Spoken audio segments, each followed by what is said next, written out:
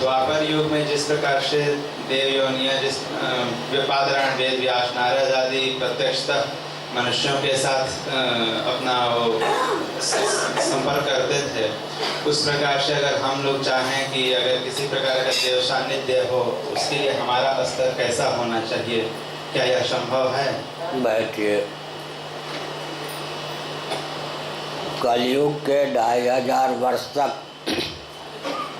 देवता और देवर्षि नारद आदि मर्त्यलोक में प्रत्यक्ष दर्शन देते थे, लेकिन कलयुग के 2500 वर्ष बीतने के बाद यदि कोई साधक अपने देहेंद्रीय प्राणांतःकरण में कर्मोपासना के द्वारा दिव्यता का दान कर ले, तब उसकी दिव्यता पर रीझकर देवर्षि नारद आदि महानुभाव का दर्शन हो सकता है, इंद्रादि देवता का भी दर्शन हो सकता है, व्यक्ति विशेष को हो सकता है।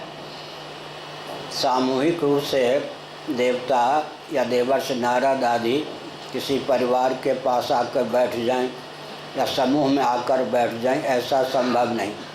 आपने श्लोक पढ़ा होगा, सुना होगा, यत्र यत्र रघुनाथ कीर्तनम, जहाँ जहाँ अर्थ काम की भावना से नहीं, भगवत भक्ति से उद्भासित होकर भगवान श्री रामभद्र का यशोगान होता है, वहाँ वहाँ हनुमान जी होते हैं, लेकिन कहाँ दर्शन देते।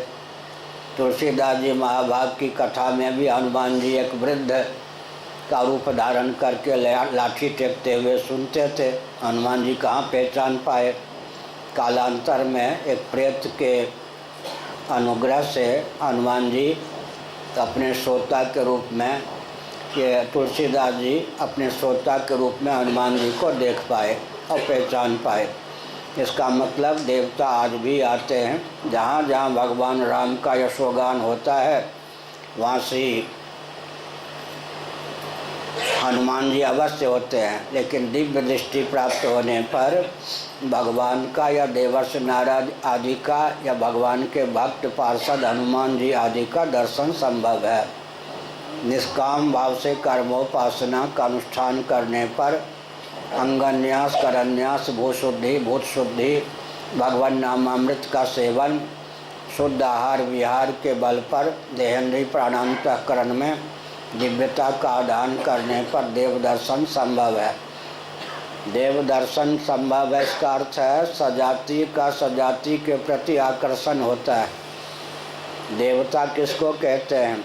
दिव्य देहेंद्रीय प्राणांतःकरण संपन्न, जिनके कर्म भी दिव्य हों, जिनके ज्ञान भी दिव्य हों।